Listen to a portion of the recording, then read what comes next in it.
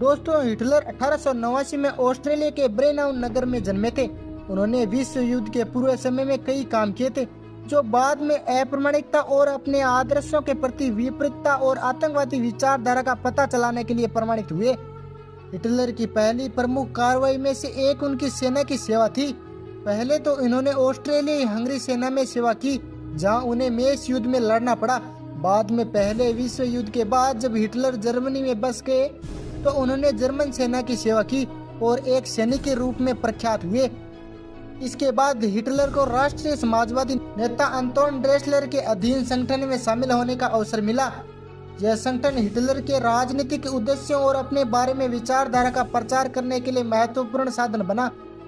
Hitler ने इस संगठन की सेवा में कठिनाइयों का सामना किया, परंतु उन्होंने अपनी प्रतिष्ठा को बढ़ाने के लिए उठापटक से काम किया और बाद में यह संगठन नाजी पार्टी के रूप में जाना गया।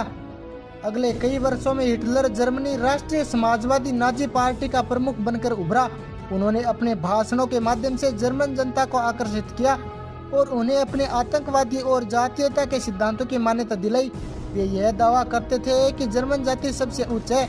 उन्होंने यह वादा भी किया कि वे जर्मनी को पुनः महान बना देंगे और जर्मन जाति की सुरक्षा को स्थापित करेंगे।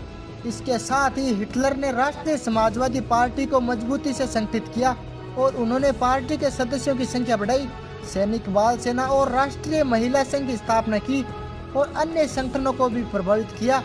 उन्होंने एक पार्टी के रूप में आदर्श नाजी राज्य के आदर्शों को स्थापित किया, जिसमें उच्च अध्यक्ष और संगठन की आधिकारिक सेना भी शामिल थी।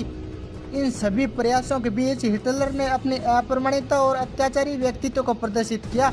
हिटलर अपने प्रतिद्वंदियों और अनुयायियों के लिए एक संबंध बनाने में महारत रखते थे और अपने भाषणों की मदद से जर्मन जाति को आकर्षित करने का काम किया। अगले अन्यायपूर्ण कार्यों के साथ हिटलर ने जर्मन विप्रयोगिता और आतंकवाद को बढ़ावा दिया। उन्होंने दर्जनों अपराधी संगठनों को समर्थन किया और प्रोत्साहन भी दिया, जिनमें से कुछ तो बाद में खुद नाजी संगठनों के रूप में प्रस्तुत हुए।